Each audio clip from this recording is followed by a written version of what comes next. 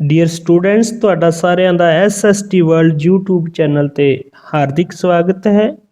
ਪਿਛਲੇ ਸੈਸ਼ਨ ਵਿੱਚ ਅਸੀਂ ਭਾਰਤ ਦੀ ਸਥਿਤੀ, ਆਕਾਰ ਅਤੇ ਭਾਰਤ ਦੇ ਗੁਆਂਢੀ ਦੇਸ਼ਾਂ ਬਾਰੇ ਚਰਚਾ ਕੀਤੀ ਸੀ। ਅੱਜ ਦੇ ਸੈਸ਼ਨ ਵਿੱਚ ਅਸੀਂ ਗੱਲ ਕਰਾਂਗੇ ਭਾਰਤ ਦੇ ਰਾਜਾਂ ਦੀ ਅਤੇ ਇਹਨਾਂ ਰਾਜਾਂ ਨੂੰ ਭਾਰਤ ਦੇ ਨਕਸ਼ੇ ਵਿੱਚ ਦਰਸਾਵਾਂਗੇ।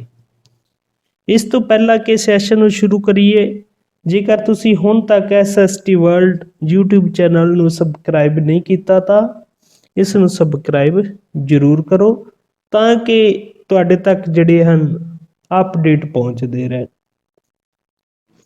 ਡੀਅਰ ਸਟੂਡੈਂਟਸ, ਜਿਵੇਂ ਕਿ ਅਸੀਂ ਜਾਣਦੇ ਹੀ ਹਾਂ ਕਿ ਸਾਡਾ ਭਾਰਤ 15 ਅਗਸਤ 1947 ਨੂੰ ਆਜ਼ਾਦ ਹੋਇਆ ਹੈ। ਆਜ਼ਾਦੀ ਤੋਂ ਪਹਿਲਾਂ ਭਾਰਤ ਜੋ ਹੈ ਬ੍ਰਿਟਿਸ਼ ਸਾਮਰਾਜ ਦਾ ਹਿੱਸਾ ਸੀ। ਬ੍ਰਿਟਿਸ਼ ਸਾਮਰਾਜ ਦੇ ਸਮੇਂ ਦੀ ਗੱਲ ਕਰੀਏ, ਭਾਰਤ ਦੇ ਵਿੱਚ ਦੋ ਤਰ੍ਹਾਂ ਦਾ ਰਾਜਨੀਤਿਕ ਪ੍ਰਬੰਧ ਦੇਖਣ ਨੂੰ ਮਿਲਦਾ ਹੈ। ਸਭ ਤੋਂ ਪਹਿਲਾਂ ਉਹ ਏਰੀਆ ਜਾਂ ਉਹ ਪ੍ਰਾਂਤ ਜੋ ਡਾਇਰੈਕਟ ਬ੍ਰਿਟਿਸ਼ ਸਾਮਰਾਜ ਦੇ ਅਧੀਨ ਸੀਗੇ, ਜਿਸ ਦਾ ਪ੍ਰਬੰਧ ਇੱਕ ਰਾਜਪਾਲ ਦੁਆਰਾ ਕੀਤਾ ਜਾਂਦਾ ਸੀਗਾ। ਇਹੋ ਜਿਹੇ ਪ੍ਰਾਂਤਾਂ ਦੀ ਗਿਣਤੀ 17 ਸੀਗੀ। ਦੂਸਰੇ ਹਿੱਸੇ ਵਿੱਚ ਉਹ ਰਿਆਸਤਾਂ ਆ ਜਾਂਦੀਆਂ ਸੀ ਜਿਨ੍ਹਾਂ ਨੂੰ ਅਸੀਂ ਦੇਸੀ ਰਿਆਸਤਾਂ ਕਹਿੰਦੇ ਹਾਂ, ਜਿਨ੍ਹਾਂ ਦੀ ਗਿਣਤੀ 565 ਸੀ। ਇਹਨਾਂ ਰਿਆਸਤਾਂ ਦਾ ਪ੍ਰਬੰਧ ਜੋ ਹੈ ਰਾਜੇ ਸੰਭਾਲਦੇ ਸੀ, ਜੋ ਕਿ ਅੰਗਰੇਜ਼ਾਂ ਦੇ ਅਧੀਨ ਸੀਗੇ ਔਰ ਅੰਗਰੇਜ਼ਾਂ ਨੂੰ ਅਧੀਨਤਾ ਟੈਕਸ ਦਿੰਦੇ ਸੀ। 1947 ਦੇ ਮਾਊਂਟਬੈਟਨ ਐਕਟ ਰਾਹੀਂ ਭਾਰਤ ਨੂੰ ਆਜ਼ਾਦੀ ਤਾਂ ਮਿਲ ਗਈ, ਪਰ ਆਜ਼ਾਦੀ ਦੇ ਨਾਲ ਨਾਲ ਸਾਨੂੰ ਭਾਰਤ ਦੀ ਵੰਡ ਦਾ ਦਰਦ ਵੀ ਮਿਲਿਆ ਔਰ ਭਾਰਤ ਨੂੰ ਦੋ ਮੁਲਕਾਂ ਭਾਰਤ ਅਤੇ ਪਾਕਿਸਤਾਨ ਵਿੱਚ ਵੰਡ ਦਿੱਤਾ ਗਿਆ। ਹੁਣ ਅਸੀਂ ਗੱਲ ਕਰਾਂਗੇ ਕਿ 1947 ਦੀ ਵੰਡ ਤੋਂ ਬਾਅਦ ਜੋ ਸਥਿਤੀ ਪੈਦਾ ਹੁੰਦੀ ਹੈ। ਅਸੀਂ ਦੇਖ ਚੁੱਕੇ ਹਾਂ ਕਿ 47 ਤੋਂ ਪਹਿਲਾਂ ਭਾਰਤ ਦਾ ਰਾਜਨੀਤਿਕ ਪ੍ਰਬੰਧ ਦੋ ਤਰ੍ਹਾਂ ਦਾ ਸੀਗਾ, ਬ੍ਰਿਟਿਸ਼ ਰਾਜ ਅਧੀਨ ਪ੍ਰਾਂਤ ਔਰ ਦੇਸੀ ਰਿਆਸਤਾਂ। ਜਿਹੜੇ ਬ੍ਰਿਟਿਸ਼ ਰਾਜ ਅਧੀਨ ਪ੍ਰਾਂਤ ਸੀ, ਇਹਨਾਂ ਨੂੰ ਦੋਨਾਂ ਮੁਲਕਾਂ ਭਾਰਤ ਤੇ ਪਾਕਿਸਤਾਨ ਵਿੱਚ ਵੰਡ ਦਿੱਤਾ ਗਿਆ ਔਰ ਦੇਸੀ ਰਿਆਸਤਾਂ ਦੇ ਪ੍ਰਤੀ ਇਹ ਕਿਹਾ ਗਿਆ ਕਿ ਇਹ ਉਹਨਾਂ ਦੀ ਮਰਜ਼ੀ ਹੈ, ਚਾਹੇ ਤਾਂ ਉਹ ਭਾਰਤ ਨਾਲ ਵੀ ਜਾ ਸਕਦੇ ਨੇ, ਜੇ ਉਹ ਚਾਹਣ ਤਾਂ ਪਾਕਿਸਤਾਨ ਨਾਲ ਵੀ ਜਾ ਸਕਦੇ ਨੇ, ਜਾਂ ਫਿਰ ਉਹ ਸੁਤੰਤਰ ਵੀ ਰਹਿ ਸਕਦੇ ਨੇ। ਹੁਣ ਅਸੀਂ ਦੇਖਦੇ ਹਾਂ ਕਿ ਭਾਰਤ ਤੇ ਪਾਕਿਸਤਾਨ ਵਿੱਚ ਇਹ ਵੰਡ ਕਿਵੇਂ ਹੋਈ। ਸਭ ਤੋਂ ਪਹਿਲਾਂ ਗੱਲ ਕਰਦੇ ਹਾਂ ਭਾਰਤ ਦੀ।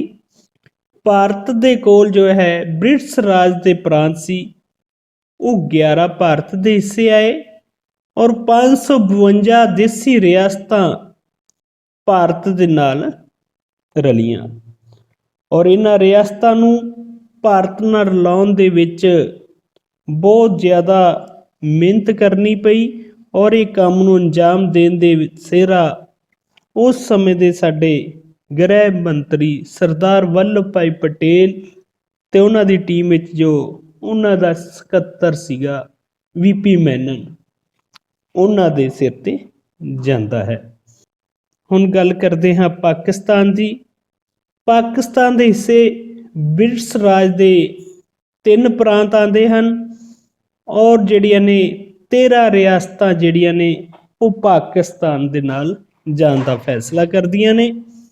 ਹੁਣ 3 ਸਟੇਟ ਉਸ ਟਾਈਮ ਇਹੋ ਜਿਹੇ ਵੀ ਸੀਗੇ ਜਿਨ੍ਹਾਂ ਦੀ ਭਾਰਤ ਤੇ ਪਾਕਿਸਤਾਨ ਦੋਨਾਂ ਵਿੱਚ ਵੰਡ ਕੀਤੀ ਗਈ। ਇਹਨਾਂ ਦੇ ਵਿੱਚ ਪੰਜਾਬ, ਬੰਗਾਲ ਅਤੇ ਅਸਾਮ ਆ ਜਾਂਦੇ ਹਨ।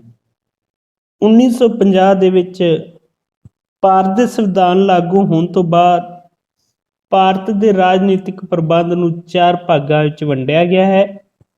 ਭਾਗ ਏ ਦੇ ਵਿੱਚ ਬ੍ਰਿਟਿਸ਼ ਰਾਜ ਦੇ 9 ਸਾਬਕਾ ਰਾਜਪਾਲਾਂ ਦੇ ਪ੍ਰਾਂਤ ਆਉਂਦੇ ਸੀਗੇ, ਜਿਨ੍ਹਾਂ ਦਾ ਪ੍ਰਬੰਧ ਕੇਂਦਰ ਸਰਕਾਰ ਦੁਆਰਾ ਨਿਯੁਕਤ ਰਾਜਪਾਲ ਅਤੇ ਰਾਜ ਵਿਧਾਨ ਸਭਾ ਦੁਆਰਾ ਚਲਾਇਆ ਜਾਂਦਾ ਸੀ। ਇਹ 9 ਰਾਜ ਸੀਗੇ ਅਸਾਮ, ਬਿਹਾਰ, ਬੰਬੇ, ਮੱਧ ਪ੍ਰਦੇਸ਼, ਮਦਰਾਸ, ਉੜੀਸਾ, ਪੰਜਾਬ, ਉੱਤਰ ਪ੍ਰਦੇਸ਼ ਅਤੇ ਪੱਛਮੀ ਬੰਗਾਲ। ਭਾਗ B ਦੇ ਵਿੱਚ 8 ਸਾਬਕਾ ਰਿਆਸਤਾਂ ਅਤੇ ਛੋਟੀਆਂ ਰਿਆਸਤਾਂ ਦਾ ਸਮੂਹ ਸੀਗਾ, ਜਿਨ੍ਹਾਂ ਦਾ ਰਾਜ ਪ੍ਰਬੰਧ ਜੋ ਹੈ ਰਾਸ਼ਟਰਪਤੀ ਵੱਲੋਂ ਨਿਯੁਕਤ ਰਾਜ ਪ੍ਰਮੁੱਖ ਅਤੇ ਇੱਕ ਚੁਣੀ ਹੋਈ ਵਿਧਾਨ ਸਭਾ ਦੁਆਰਾ ਚਲਾਇਆ ਜਾਂਦਾ ਸੀ। ਇਹ 8 ਸੂਬੇ ਸੀਗੇ ਹੈਦਰਾਬਾਦ, ਜੰਮੂ ਕਸ਼ਮੀਰ, ਮੱਧ ਭਾਰਤ, ਮੈਸੂਰ, ਪਟਿਆਲਾ ਅਤੇ ਪੂਰਬੀ ਪੰਜਾਬ ਰਾਜ ਸੰਘ, ਜਿਸ ਨੂੰ ਅਸੀਂ ਪੈਪਸੂ ਕਹਿੰਦੇ ਹਾਂ, ਰਾਜਸਥਾਨ, ਸੌਰਾਸ਼ਟਰ ਅਤੇ ਤ੍ਰਾਵਣਕੋਰ। ਭਾਗ ਸੀ ਦੇ ਵਿੱਚ 10 ਸਾਬਕਾ ਮੁੱਖ ਕਮਿਸ਼ਨਰਾਂ ਦੇ ਸੂਬੇ ਅਤੇ ਕੁਝ ਰਿਆਸਤਾਂ ਨੂੰ ਸ਼ਾਮਲ ਕੀਤਾ ਗਿਆ, ਜਿਨ੍ਹਾਂ ਦਾ ਰਾਜ ਪ੍ਰਬੰਧ ਰਾਸ਼ਟਰਪਤੀ ਦੁਆਰਾ ਨਿਯੁਕਤ ਕੀਤੇ ਗਏ ਮੁੱਖ ਕਮਿਸ਼ਨਰ ਦੁਆਰਾ ਚਲਾਇਆ ਜਾਂਦਾ ਸੀਗਾ। ਇਸ ਵਿੱਚ ਅਜਮੇਰ, ਭੋਪਾਲ, ਬਿਲਾਸਪੁਰ, ਕੁਰੰਗ, ਦਿੱਲੀ, ਹਿਮਾਚਲ ਪ੍ਰਦੇਸ਼, ਕੱਛ, ਮਣੀਪੁਰ, ਤ੍ਰਿਪੁਰਾ ਅਤੇ ਵਿੰਧਿਆ ਪ੍ਰਦੇਸ਼ ਸ਼ਾਮਲ ਸੀਗੇ। ਭਾਗ ਡੀ ਦੀ ਗੱਲ ਕਰੀਏ, ਭਾਗ ਡੀ ਦੇ ਵਿੱਚ ਕੇਂਦਰ ਸ਼ਾਸਿਤ ਪ੍ਰਦੇਸ਼ ਸੀਗੇ, ਜਿਸ ਦਾ ਰਾਜ ਪ੍ਰਬੰਧ ਜੋ ਹੈ ਕੇਂਦਰ ਦੁਆਰਾ ਨਿਯੁਕਤ ਲੈਫਟੀਨੈਂਟ ਗਵਰਨਰ ਦੁਆਰਾ ਕੀਤਾ ਜਾਂਦਾ ਸੀ। ਇਸ ਭਾਗ ਦੇ ਵਿੱਚ ਅੰਡੇਮਾਨ ਅਤੇ ਨਿਕੋਬਾਰ ਸ਼ਾਮਿਲ ਸੀਗੇ। 1956 ਦੇ ਵਿੱਚ ਭਾਰਤ ਨੂੰ ਸੱਭਿਆਚਾਰਕ ਅਤੇ ਭਾਸ਼ਾ ਦੇ ਆਧਾਰ ਤੇ ਵੰਡਣ ਦੇ ਲਈ ਰਾਜ ਪੁਨਰਗਠਨ ਐਕਟ ਲਾਗੂ ਕੀਤਾ ਗਿਆ। ਇਸ ਐਕਟ ਦੇ ਅਨੁਸਾਰ ਭਾਰਤ ਨੂੰ 14 ਰਾਜਾਂ ਅਤੇ 6 ਕੇਂਦਰ ਸ਼ਾਸਿਤ ਪ੍ਰਦੇਸ਼ਾਂ ਵਿੱਚ ਵੰਡਤਾ ਗਿਆ। 14 ਰਾਜਾਂ ਦੇ ਵਿੱਚ ਸਭ ਤੋਂ ਪਹਿਲਾ ਰਾਜ ਆਂਧਰਾ ਪ੍ਰਦੇਸ਼, ਇਸ ਤੋਂ ਇਲਾਵਾ ਅਸਾਮ, ਬਿਹਾਰ, ਬੰਬੇ ਸਟੇਟ, ਜੰਮੂ ਅਤੇ ਕਸ਼ਮੀਰ, ਕੇਰਲਾ, ਮੱਧ ਪ੍ਰਦੇਸ਼, ਮਦਰਾਸ, ਮੈਸੂਰ, ਉੜੀਸਾ, ਪੰਜਾਬ, ਰਾਜਸਥਾਨ, ਉੱਤਰ ਪ੍ਰਦੇਸ਼ ਅਤੇ ਪੱਛਮੀ ਬੰਗਾਲ ਆਉਂਦੇ ਸਨ। ਜੇ ਕੇਂਦਰ ਸ਼ਾਸਿਤ ਪ੍ਰਦੇਸ਼ਾਂ ਦੀ ਗੱਲ ਕਰੀਏ, ਕੇਂਦਰ ਸ਼ਾਸਿਤ ਪ੍ਰਦੇਸ਼ਾਂ ਦੇ ਵਿੱਚ ਅੰਡੇਮਾਨ ਅਤੇ ਨਿਕੋਬਾਰ, ਦਿੱਲੀ, ਮਣੀਪੁਰ, ਤ੍ਰਿਪੁਰਾ, ਹਿਮਾਚਲ ਪ੍ਰਦੇਸ਼, ਲੇਕਾਦੀਪ, ਮਿਨੀਕੋਏ ਅਤੇ ਮੀਨਦੀਵ ਆਉਂਦੇ ਸੀਗੇ। ਇਹ ਸੀਗੀ 1956 ਦੇ ਰਾਜ ਪੁਨਰਗਠਨ ਐਕਟ ਅਧੀਨ ਭਾਰਤ ਦੀ ਜੋ ਵੰਡ ਹੋਈ। ਹੁਣ ਗੱਲ ਕਰਦੇ ਹਾਂ ਵਰਤਮਾਨ ਭਾਰਤ ਦੀ। ਵਰਤਮਾਨ ਸਮੇਂ ਵਿੱਚ ਭਾਰਤ ਨੂੰ 28 ਰਾਜਾਂ ਅਤੇ 8 ਕੇਂਦਰ ਸ਼ਾਸਿਤ ਪ੍ਰਦੇਸ਼ਾਂ ਵਿੱਚ ਵੰਡਿਆ ਗਿਆ ਹੈ। ਇਸ ਸੈਸ਼ਨ ਵਿੱਚ ਅਸੀਂ ਗੱਲ ਕਰਾਂਗੇ ਭਾਰਤ ਦੇ ਰਾਜਾਂ ਦੀ, ਜਦੋਂ ਕਿ ਕੇਂਦਰ ਸ਼ਾਸਿਤ ਪ੍ਰਦੇਸ਼ਾਂ ਦੀ ਗੱਲ ਕਿਸੇ ਹੋਰ ਵੀਡੀਓ ਵਿੱਚ ਕਰਾਂਗੇ। ਪਿਆਰੇ ਵਿਦਿਆਰਥੀਓ, ਇਹ ਰਾਜ ਜੋ ਤੁਹਾਡੀ ਸਕਰੀਨ ਤੇ ਦਿਖਾਈ ਦੇ ਰਿਹਾ ਹੈ, ਇਹ ਰਾਜ ਹੈ ਹਿਮਾਚਲ ਪ੍ਰਦੇਸ਼। 1950 ਦੇ ਵਿੱਚ ਜਦੋਂ ਸੰਵਿਧਾਨ ਦੇ ਅਨੁਸਾਰ ਰਾਜਾਂ ਦੀ ਵੰਡ ਕੀਤੀ ਗਈ, ਤਾਂ ਉਸ ਸਮੇਂ ਹਿਮਾਚਲ ਪ੍ਰਦੇਸ਼ ਨੂੰ ਭਾਗ ਸੀ ਵਿੱਚ ਰੱਖਿਆ ਗਿਆ ਸੀ। ਲੇਕਿਨ ਜਦੋਂ 1956 ਦਾ ਰਾਜ ਪੁਨਰਗਠਨ ਐਕਟ ਲਾਗੂ ਕੀਤਾ ਗਿਆ, ਤਾਂ ਉਸ ਸਮੇਂ ਹਿਮਾਚਲ ਪ੍ਰਦੇਸ਼ ਨੂੰ ਕੇਂਦਰ ਸ਼ਾਸਿਤ ਰਾਜ ਬਣਾ ਦਿੱਤਾ ਗਿਆ। 1966 ਦੇ ਵਿੱਚ ਪੰਜਾਬ ਤੋਂ ਕਾਂਗੜਾ ਅਤੇ ਹੋਰ ਪਹਾੜੀ ਇਲਾਕੇ ਕੱਢ ਕੇ ਹਿਮਾਚਲ ਪ੍ਰਦੇਸ਼ ਨਾਲ ਲਗਾ ਦਿੱਤੇ ਗਏ ਅਤੇ 25 ਜਨਵਰੀ 1971 ਦੇ ਵਿੱਚ ਹਿਮਾਚਲ ਪ੍ਰਦੇਸ਼ ਨੂੰ ਪੂਰਨ ਰਾਜ ਦਾ ਦਰਜਾ ਦਿੱਤਾ ਗਿਆ। ਹਿਮਾਚਲ ਤੋਂ ਬਾਅਦ ਜੋ ਰਾਜ ਤੁਹਾਡੀ ਸਕਰੀਨ ਤੇ ਦਿਖਾਈ ਦੇ ਰਿਹਾ ਹੈ, ਇਹ ਰਾਜ ਹੈ ਪੰਜਾਬ। ਪੰਜਾਬ ਦੀ ਗੱਲ ਕਰੀਏ ਤਾਂ ਪੁਰਾਣੇ ਸਮੇਂ ਤੋਂ ਹੀ ਇੱਕ ਬਹੁਤ ਹੀ ਖੁਸ਼ਹਾਲ ਇਲਾਕਾ ਸੀ। ਅੱਜ ਵੀ ਪੰਜਾਬ ਨੂੰ ਭਾਰਤ ਦਾ ਅੰਨਦਾਤਾ ਕਿਹਾ ਜਾਂਦਾ ਹੈ, ਕਿਉਂਕਿ ਉਸ ਦੇ ਹਿਸਾਬ ਤੇ ਜਿਹੜੀ ਹੈ ਅਨਾਜ ਦੀ ਪੈਦਾਵਾਰ ਦੇ ਵਿੱਚ ਪੰਜਾਬ ਭਾਰਤ ਵਿੱਚ ਮੋਹਰੀ ਸਥਾਨ ਤੇ ਹੈ। ਪੁਰਾਣੇ ਸਮੇਂ ਦੇ ਵਿੱਚ ਭਾਰਤ ਨੂੰ ਆਉਣ ਦਾ ਸਭ ਤੋਂ ਵਧੀਆ ਰਸਤਾ ਜੋ ਸੀਗਾ ਉਹ ਪੰਜਾਬ ਸੀ। ਜਿੰਨੇ ਵੀ ਪੁਰਾਣੇ ਸਮੇਂ ਵਿੱਚ ਬਾਹਰਲੇ ਦੇਸ਼ਾਂ ਨਾਲ ਸਾਡਾ ਲੈਣ ਦੇਣ ਚੱਲਦਾ ਸੀ, ਉਹ ਪੰਜਾਬ ਦੇ ਰਸਤੇ ਹੀ ਚੱਲਦਾ ਸੀਗਾ। ਇਸ ਤੋਂ ਇਲਾਵਾ ਪੁਰਾਣੇ ਸਮੇਂ ਵਿੱਚ ਜਿੰਨੇ ਵੀ ਹਮਲਾਵਰ ਭਾਰਤ ਤੇ ਹਮਲਾ ਕਰਨ ਲਈ ਆਏ ਉਹ ਸਾਰੇ ਪੰਜਾਬ ਦੇ ਰਸਤੇ ਰਾਹੀਂ ਹੀ ਭਾਰਤ ਵਿੱਚ ਦਾਖਲ ਹੋਏ। ਇਸ ਕਰਕੇ ਪੰਜਾਬ ਨੂੰ ਭਾਰਤ ਦਾ ਪ੍ਰਵੇਸ਼ ਦੁਆਰ ਵੀ ਕਿਹਾ ਜਾਂਦਾ ਹੈ। 1950 ਦੇ ਵਿੱਚ ਜਦੋਂ ਸੰਵਿਧਾਨ ਦੇ ਅਨੁਸਾਰ ਰਾਜਾਂ ਦੀ ਵੰਡ ਕੀਤੀ ਗਈ ਤਾਂ ਉਸ ਸਮੇਂ ਪੰਜਾਬ ਨੂੰ ਭਾਗ ਏ ਦੇ ਵਿੱਚ ਰੱਖਿਆ ਗਿਆ। ਇਸ ਤੋਂ ਬਾਅਦ 1956 ਦਾ ਰਾਜ ਗਠਨ ਐਕਟ ਲਾਗੂ ਹੋਣ ਸਮੇਂ ਪੰਜਾਬ ਦੇ ਵਿੱਚ ਪੈਪਸੂ ਰਿਆਸਤਾਂ ਨੂੰ ਵੀ ਸ਼ਾਮਲ ਕਰ ਦਿੱਤਾ ਗਿਆ। ਇਸ ਤੋਂ ਬਾਅਦ 1 ਨਵੰਬਰ 1966 ਨੂੰ ਪੰਜਾਬ ਦੇ ਵਿੱਚੋਂ ਪਹਾੜੀ ਇਲਾਕੇ ਕੱਢ ਕੇ ਹਿਮਾਚਲ ਨਾਲ ਲਗਾਤੇ ਗਏ ਔਰ ਹਿੰਦੀ ਬੋਲਦੇ ਇਲਾਕੇ ਵੀ ਪੰਜਾਬ ਤੋਂ ਅਲੱਗ ਕਰਕੇ ਇੱਕ ਨਵਾਂ ਰਾਜ ਹਰਿਆਣਾ ਬਣਾ ਦਿੱਤਾ ਗਿਆ। ਔਰ ਇਸ ਤਰ੍ਹਾਂ ਵਰਤਮਾਨ ਪੰਜਾਬ ਜੋ ਕਿ ਪੰਜਾਬੀ ਬੋਲੀ ਦੇ ਆਧਾਰ ਤੇ ਬਣਿਆ 1 ਨਵੰਬਰ 1966 ਨੂੰ ਬਣਿਆ ਸੀ। ਪੰਜਾਬ ਤੋਂ ਬਾਅਦ ਜੋ ਰਾਜ ਤੁਹਾਡੀ ਸਕਰੀਨ ਤੇ ਦਿਖਾਈ ਦੇ ਰਿਹਾ ਹੈ ਇਹ ਹਰਿਆਣਾ ਹੈ। ਜਿਵੇਂ ਕਿ ਮੈਂ ਪਹਿਲਾਂ ਵੀ ਜ਼ਿਕਰ ਕਰ ਚੁੱਕਿਆ ਹਾਂ ਕਿ 1 ਨਵੰਬਰ 1966 ਨੂੰ ਪੰਜਾਬ ਦੇ ਵਿੱਚੋਂ ਪਹਾੜੀ ਇਲਾਕੇ ਵੀ ਅਲੱਗ ਕਰਤੇ ਸੀਗੇ ਔਰ ਹਿੰਦੀ ਬੋਲਦੇ ਇਲਾਕੇ ਵੀ ਅਲੱਗ ਕਰਕੇ ਇੱਕ ਨਵਾਂ ਰਾਜ ਹਰਿਆਣਾ ਬਣਾਇਆ ਗਿਆ।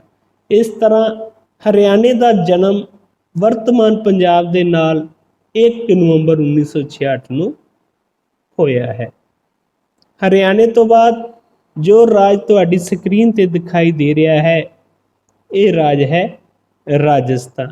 ਜਿਸ ਸਮੇਂ 1950 ਦੇ ਵਿੱਚ ਸੰਵਿਧਾਨਿਕ ਵੰਡ ਕੀਤੀ ਗਈ ਤਾਂ ਉਸ ਸਮੇਂ ਰਾਜਸਥਾਨ B ਭਾਗ ਦਾ ਹਿੱਸਾ ਬਣਿਆ ਔਰ ਇਸ ਤਰ੍ਹਾਂ ਰਾਜਸਥਾਨ ਜੋ ਹੈ 26 ਜਨਵਰੀ 1950 ਦੇ ਵਿੱਚ ਹੋਂਦ ਵਿੱਚ ਆਇਆ ਹੈ। ਰਾਜਸਥਾਨ ਦੇ ਬਾਰੇ ਗੱਲ ਕਰੀਏ ਤਾਂ ਵਰਤਮਾਨ ਸਮੇਂ ਵਿੱਚ ਖੇਤਰਫਲ ਦੇ ਪੱਖੋਂ ਭਾਰਤ ਦਾ ਸਭ ਤੋਂ ਵੱਡਾ ਰਾਜ ਰਾਜਸਥਾਨ ਹੈ। ਇਸ ਤੋਂ ਇਲਾਵਾ ਰਾਜਸਥਾਨ ਜਿਵੇਂ ਕਿ ਅਸੀਂ ਜਾਣਦੇ ਹੀ ਹਾਂ ਇੱਕ ਰੇਗਿਸਤਾਨ ਏਰੀਆ ਹੈ ਔਰ ਇੱਥੇ ਭਾਰਤ ਦੀ ਸਭ ਤੋਂ ਘੱਟ ਵਰਖਾ ਹੁੰਦੀ ਹੈ ਕਿਉਂਕਿ ਇੱਥੇ ਦਾ ਜੋ ਅਰਾਵਲੀ ਪਰਬਤ ਹੈ ਉਹ ਪੌਣਾ ਦੇ ਸਮਾਨਾਂਤਰ ਹੋਣ ਕਰਕੇ ਇੱਥੇ ਜਿਹੜੀ ਹੈ ਵਰਖਾ ਬਹੁਤ ਘੱਟ ਹੁੰਦੀ ਹੈ। ਰਾਜਸਥਾਨ ਤੋਂ ਬਾਅਦ ਜੋ ਰਾਜ ਤੁਹਾਡੀ ਸਕਰੀਨ ਤੇ ਦਿਖਾਈ ਦੇ ਰਿਹਾ ਹੈ ਇਹ ਰਾਜ ਹੈ ਗੁਜਰਾਤ। 1950 ਦੇ ਵਿੱਚ ਜਿਸ ਸਮੇਂ ਸੰਵਿਧਾਨ ਅਨੁਸਾਰ ਰਾਜਾਂ ਦੀ ਵੰਡ ਕੀਤੀ ਗਈ ਤਾਂ ਉਸ ਸਮੇਂ ਗੁਜਰਾਤ ਜੋ ਹੈ ਬੰਬੇ ਸਟੇਟ ਦਾ ਇੱਕ ਹਿੱਸਾ ਸੀ। 1 ਮਈ 1960 ਵਿੱਚ ਬੰਬੇ ਸਟੇਟ ਨੂੰ 2 ਹਿੱਸਿਆਂ ਵਿੱਚ ਵੰਡਤਾ ਗਿਆ।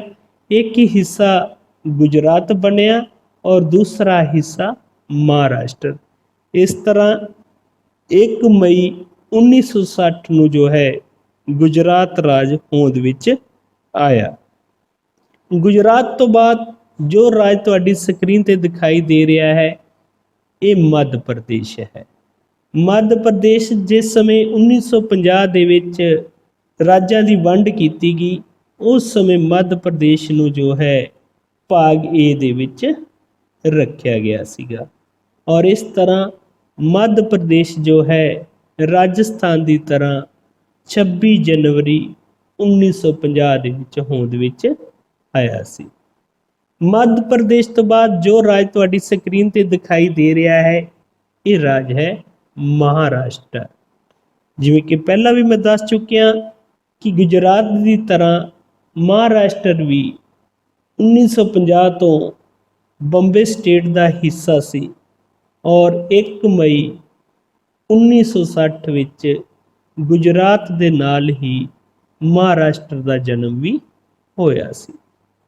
ਮਹਾਰਾਸ਼ਟਰ ਤੋਂ ਬਾਅਦ ਜੋ ਰਾਜ ਤੁਹਾਡੀ ਸਕਰੀਨ ਤੇ ਦਿਖਾਈ ਦੇ ਰਿਹਾ ਹੈ ਇਹ ਰਾਜ ਹੈ ਗੋਆ।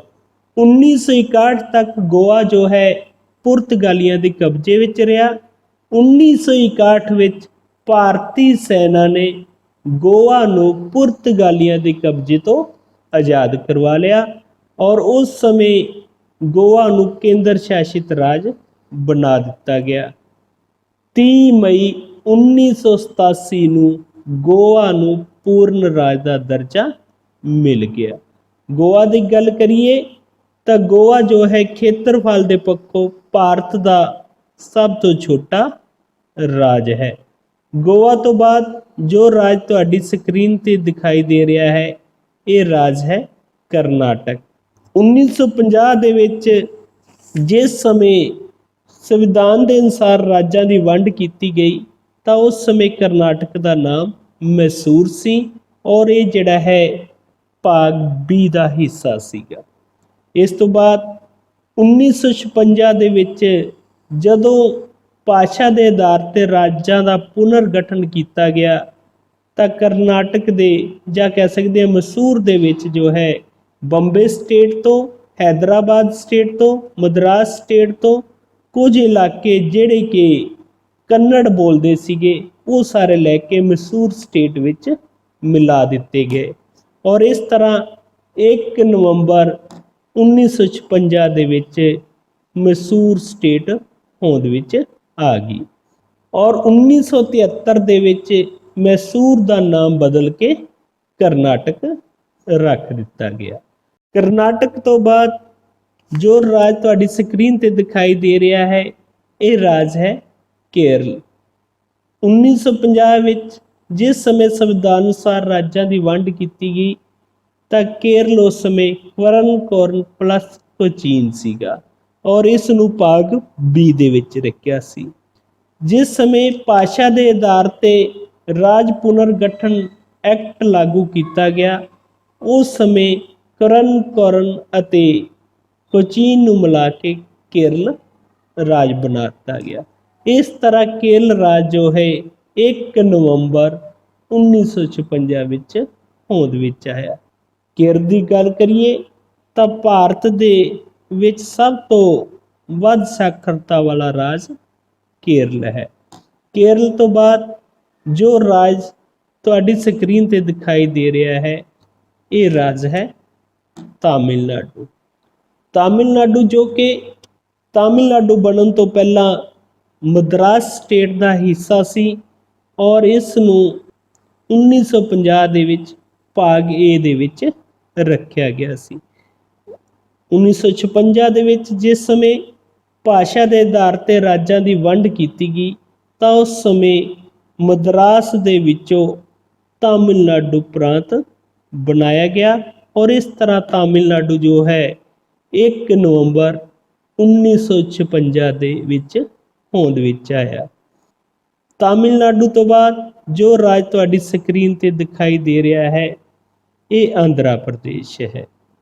ਆਂਧਰਾ ਪ੍ਰਦੇਸ਼ ਵੀ ਤਾਮਿਲਨਾਡੂ ਦੀ ਤਰ੍ਹਾਂ 1950 ਦੇ ਵਿੱਚ ਮਦਰਾਸ ਸਟੇਟ ਦਾ ਹਿੱਸਾ ਸੀ ਔਰ 1 ਨਵੰਬਰ 1956 ਵਿੱਚ ਮਦਰਾਸ ਦੇ ਵਿੱਚੋਂ ਤਾਮਿਲਨਾਡੂ ਦੀ ਤਰ੍ਹਾਂ ਆਂਧਰਾ ਪ੍ਰਦੇਸ਼ ਦਾ ਵੀ ਨਿਰਮਾਣ ਕੀਤਾ ਗਿਆ। ਆਂਧਰਾ ਪ੍ਰਦੇਸ਼ ਤੋਂ ਬਾਅਦ ਜੋ ਰਾਜ ਤੁਹਾਡੀ ਸਕਰੀਨ ਤੇ ਦਿਖਾਈ ਦੇ ਰਿਹਾ ਹੈ, ਇਹ ਰਾਜ ਹੈ ਤੇਲੰਗਾਨਾ। ਤੇਲੰਗਾਨਾ ਜੋ ਕਿ ਪਹਿਲਾਂ ਆਂਧਰਾ ਪ੍ਰਦੇਸ਼ ਦਾ ਹੀ ਹਿੱਸਾ ਸੀ ਅਤੇ 2 ਜੂਨ 2014 ਨੂੰ ਆਂਧਰਾ ਪ੍ਰਦੇਸ਼ ਦੇ ਵਿੱਚੋਂ ਇੱਕ ਨਵਾਂ ਰਾਜ ਤੇਲੰਗਾਨਾ ਬਣਾ ਦਿੱਤਾ ਗਿਆ। ਤੇਲੰਗਾਨਾ ਤੋਂ ਬਾਅਦ ਜੋ ਰਾਜ ਤੁਹਾਡੀ ਸਕਰੀਨ ਤੇ ਦਿਖਾਈ ਦੇ ਰਿਹਾ ਹੈ, ਇਹ ਰਾਜ ਹੈ ਉੜੀਸਾ। 1950 ਦੇ ਵਿੱਚ ਜਿਸ ਸਮੇਂ ਸੰਵਿਧਾਨ ਅਨੁਸਾਰ ਰਾਜਾਂ ਦੀ ਵੰਡ ਕੀਤੀ ਗਈ ਉਸ ਸਮੇਂ ਉੜੀਸਾ ਨੂੰ ਭਾਗ ਏ ਦੇ ਵਿੱਚ ਰੱਖਿਆ ਗਿਆ ਔਰ ਇਸ ਤਰ੍ਹਾਂ ਉੜੀਸਾ ਜੋ ਹੈ 26 ਜਨਵਰੀ 1950 ਨੂੰ ਹੋਂਦ ਵਿੱਚ ਆ ਗਿਆ ਸੀ। ਉੜੀਸਾ ਤੋਂ ਬਾਅਦ ਜੋ ਰਾਜ ਤੁਹਾਡੀ ਸਕਰੀਨ ਤੇ ਦਿਖਾਈ ਦੇ ਰਿਹਾ ਹੈ, ਇਹ ਰਾਜ ਹੈ ਛੱਤੀਸਗੜ੍ਹ। ਛੱਤੀਸਗੜ੍ਹ ਜੋ ਕਿ ਪਹਿਲਾਂ ਮੱਧ ਪ੍ਰਦੇਸ਼ ਰਾਜ ਦਾ ਹਿੱਸਾ ਸੀਗਾ ਅਤੇ 1 ਨਵੰਬਰ 2000 ਦੇ ਵਿੱਚ ਮੱਧ ਪ੍ਰਦੇਸ਼ ਦੇ ਵਿੱਚੋਂ ਇੱਕ ਨਵਾਂ ਰਾਜ ਛੱਤੀਸਗੜ੍ਹ ਬਣਾ ਦਿੱਤਾ ਗਿਆ। ਛੱਤੀਸਗੜ੍ਹ ਤੋਂ ਬਾਅਦ ਜੋ ਰਾਜ ਤੁਹਾਡੀ ਸਕਰੀਨ ਤੇ ਦਿਖਾਈ ਦੇ ਰਿਹਾ ਹੈ ਇਹ ਰਾਜ ਹੈ ਝਾਰਖੰਡ। ਝਾਰਖੰਡ ਜੋ ਕਿ ਪਹਿਲਾਂ ਬਿਹਾਰ ਰਾਜ ਦਾ ਹਿੱਸਾ ਸੀ ਅਤੇ 15 ਨਵੰਬਰ 2000 ਵਿੱਚ ਝਾਰਖੰਡ ਨੂੰ ਬਿਹਾਰ ਤੋਂ ਅਲੱਗ ਕਰਕੇ ਨਵਾਂ ਰਾਜ ਬਣਾਇਆ ਗਿਆ ਸੀ। ਝਾਰਖੰਡ ਤੋਂ ਬਾਅਦ ਜੋ ਰਾਜ ਤੁਹਾਡੀ ਸਕਰੀਨ ਤੇ ਦਿਖਾਈ ਦੇ ਰਿਹਾ ਹੈ ਇਹ ਰਾਜ ਹੈ ਪੱਛਮੀ ਬੰਗਾਲ। ਪੱਛਮੀ ਬੰਗਾਲ ਜਿਸ ਨੂੰ 1950 ਦੇ ਵਿੱਚ ਭਾਗ ਏ ਦੇ ਵਿੱਚ ਰੱਖਿਆ ਗਿਆ ਸੀ। ਇਸ ਤਰ੍ਹਾਂ ਪੱਛਮੀ ਬੰਗਾਲ ਵੀ 26 ਜਨਵਰੀ 1950 ਦੇ ਵਿੱਚ ਹੋਂਦ ਵਿੱਚ ਆ ਗਿਆ ਸੀ। ਪੱਛਮੀ ਬੰਗਾਲ ਤੋਂ ਬਾਅਦ ਜੋ ਰਾਜ ਤੁਹਾਡੀ ਸਕਰੀਨ ਤੇ ਦਿਖਾਈ ਦੇ ਰਿਹਾ ਹੈ ਇਹ ਰਾਜ ਹੈ ਉੱਤਰਾਖੰਡ। ਉੱਤਰਾਖੰਡ ਜੋ ਕਿ ਪਹਿਲਾਂ ਉੱਤਰ ਪ੍ਰਦੇਸ਼ ਦਾ ਹਿੱਸਾ ਸੀ ਅਤੇ 9 ਨਵੰਬਰ 2000 ਵਿੱਚ ਉੱਤਰਾਖੰਡ ਨੂੰ ਉੱਤਰ ਪ੍ਰਦੇਸ਼ ਤੋਂ ਅਲੱਗ ਕਰਕੇ ਇੱਕ ਨਵਾਂ ਰਾਜ ਬਣਾ ਦਿੱਤਾ ਗਿਆ। ਉੱਤਰਾਖੰਡ ਤੋਂ ਬਾਅਦ ਜੋ ਰਾਜ ਤੁਹਾਡੀ ਸਕਰੀਨ ਤੇ ਦਿਖਾਈ ਦੇ ਰਿਹਾ ਹੈ ਇਹ ਰਾਜ ਹੈ ਉੱਤਰ ਪ੍ਰਦੇਸ਼। ਉੱਤਰ ਪ੍ਰਦੇਸ਼ ਜੋ ਕਿ 26 ਜਨਵਰੀ 1950 ਦੇ ਵਿੱਚ ਭਾਗ ਏ ਦਾ ਹਿੱਸਾ ਸੀ ਔਰ ਇਸ ਤਰ੍ਹਾਂ ਉੱਤਰ ਪ੍ਰਦੇਸ਼ ਜੋ ਹੈ 26 ਜਨਵਰੀ 1950 ਦੇ ਵਿੱਚ ਹੋਂਦ ਵਿੱਚ ਆ ਗਿਆ ਸੀ। ਉੱਤਰ ਪ੍ਰਦੇਸ਼ ਦੀ ਗੱਲ ਕਰੀਏ ਤਾਂ ਉੱਤਰ ਪ੍ਰਦੇਸ਼ ਜੋ ਹੈ ਆਬਾਦੀ ਦੇ ਪੱਖੋਂ ਭਾਰਤ ਦਾ ਸਭ ਤੋਂ ਵੱਡਾ ਰਾਜ ਹੈ। ਉੱਤਰ ਪ੍ਰਦੇਸ਼ ਤੋਂ ਬਾਅਦ ਜੋ ਰਾਜ ਤੁਹਾਡੀ ਸਕਰੀਨ ਤੇ ਦਿਖਾਈ ਦੇ ਰਿਹਾ ਹੈ ਇਹ ਰਾਜ ਹੈ ਬਿਹਾਰ।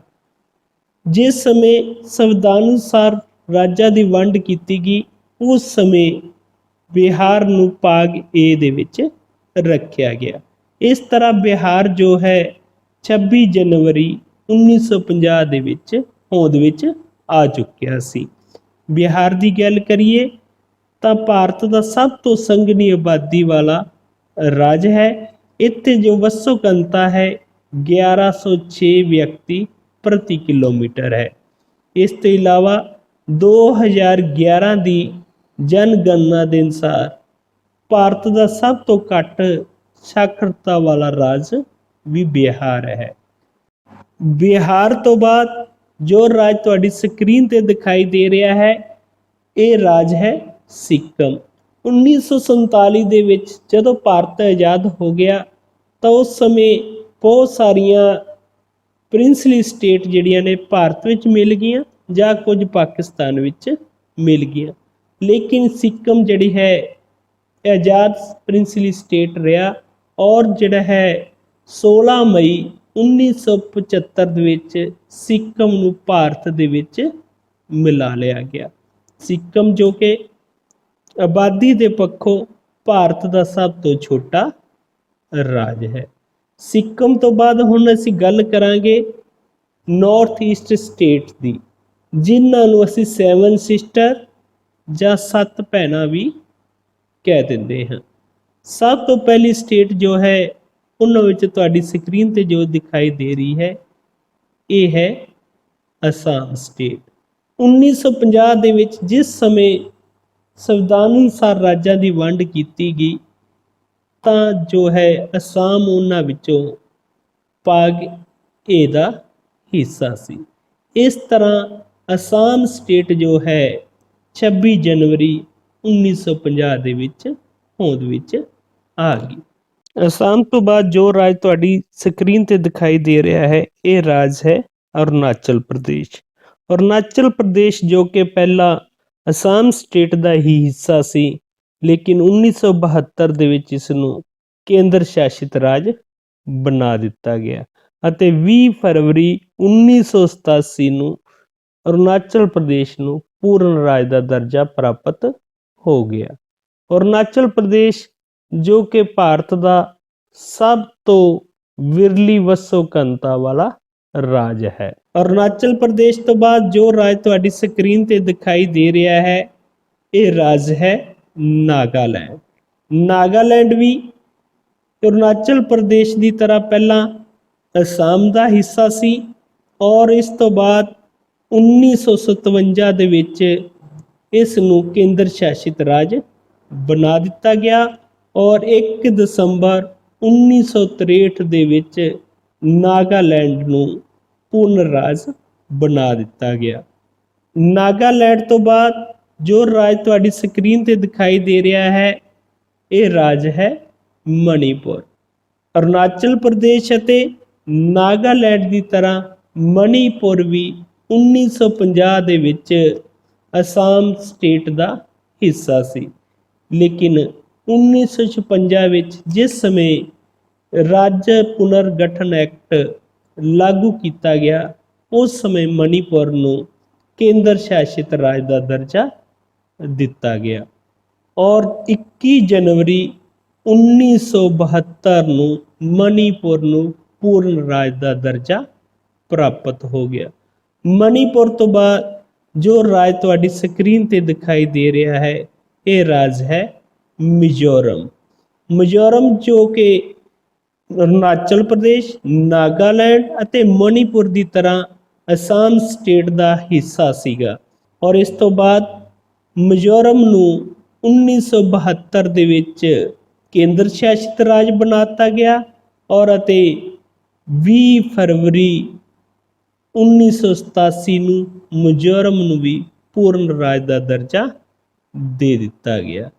ਮਿਜ਼ੋਰਮ ਤੋਂ ਬਾਅਦ ਜੋ ਰਾਜ ਤੁਹਾਡੀ ਸਕਰੀਨ ਤੇ ਦਿਖਾਈ ਦੇ ਰਿਹਾ ਹੈ, ਇਹ ਰਾਜ ਹੈ ਤ੍ਰਿਪੁਰਾ।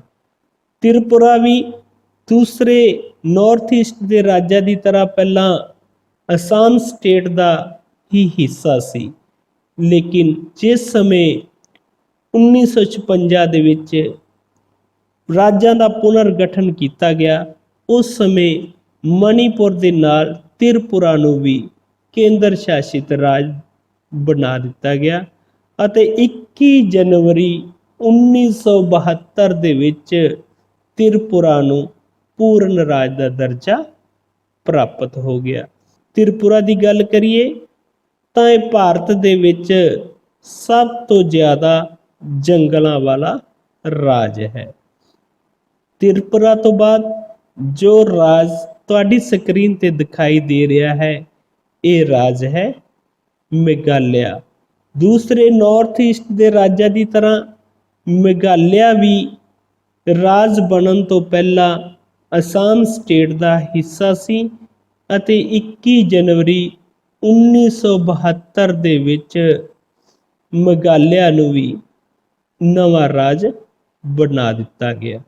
ਮੇਘਾਲਿਆ ਦੀ ਗੱਲ ਕਰੀਏ ਤਾਂ ਭਾਰਤ ਦੇ ਵਿੱਚ ਸਭ ਤੋਂ ਜ਼ਿਆਦਾ ਵਰਖਾ ਜੋ ਹੈ ਮੇਘਾਲਿਆ ਰਾਜ ਵਿੱਚ ਹੁੰਦੀ ਹੈ। ਚਿਰਾਪੂੰਜੀ ਦੇ ਕੋਲ ਮੌਸਿਨਰਾਮ ਜੋ ਕਿ ਸੰਸਾਰ ਦਾ ਸਭ ਤੋਂ ਵੱਧ ਵਰਖਾ ਵਾਲਾ ਖੇਤਰ, ਉਹ ਵੀ ਮੇਘਾਲਿਆ ਦੇ ਵਿੱਚ ਹੀ ਹੈ। ਪਿਆਰੇ ਵਿਦਿਆਰਥੀਓ, ਇਹ ਸੀਗੇ ਭਾਰਤ ਦੇ 28 ਰਾਜ ਜਿਨ੍ਹਾਂ ਬਾਰੇ ਅਸੀਂ ਹੁਣ ਤੱਕ ਚਰਚਾ ਕੀਤੀ ਹੈ। ਮੈਂ ਉਮੀਦ ਕਰਦਾ ਹਾਂ ਕਿ ਤੁਸੀਂ ਇਹਨਾਂ ਰਾਜਾਂ ਬਾਰੇ ਬਹੁਤ ਕੁਝ ਜਾਣ ਚੁੱਕੇ ਹੋਗੇ ਔਰ ਇਸ ਤੋਂ ਇਲਾਵਾ ਭਾਰਤ ਦੇ ਨਕਸ਼ੇ ਦੇ ਉੱਪਰ ਇਹਨਾਂ ਦੀ ਸਥਿਤੀ ਤੋਂ ਵੀ ਚੰਗੀ ਤਰ੍ਹਾਂ ਜਾਣੂ ਹੋ ਗਏ ਹੋਵੋਗੇ। ਲੇਕਿਨ ਜੇਕਰ ਫਿਰ ਵੀ ਤੁਹਾਨੂੰ ਕਿਸੇ ਪ੍ਰਕਾਰ ਦੀ ਕੋਈ ਮੁਸ਼ਕਲ ਆਉਂਦੀ ਹੈ ਤਾਂ ਮੈਨੂੰ ਕਮੈਂਟ ਬਾਕਸ ਵਿੱਚ ਜ਼ਰੂਰ ਦੱਸਣਾ। ਇਸ ਤੋਂ ਇਲਾਵਾ ਇੱਕ ਗੱਲ ਹੋਰ, ਜੇਕਰ ਤੁਸੀਂ ਹੁਣ ਤੱਕ SST ਵਰਲਡ YouTube ਚੈਨਲ ਨੂੰ ਸਬਸਕ੍ਰਾਈਬ ਨਹੀਂ ਕੀਤਾ ਤਾਂ ਇਸ ਨੂੰ ਸਬਸਕ੍ਰਾਈਬ ਜ਼ਰੂਰ ਕਰੋ ਤਾਂ ਕਿ ਆਪਣਾ ਸਾਥ ਹਮੇਸ਼ਾ ਲਈ ਬਣਿਆ ਰਹੇ। ਇਸ ਦੇ ਨਾਲ ਹੀ ਤੁਹਾਡਾ ਸਾਰਿਆਂ ਦਾ ਬਹੁਤ ਬਹੁਤ ਧੰਨਵਾਦ।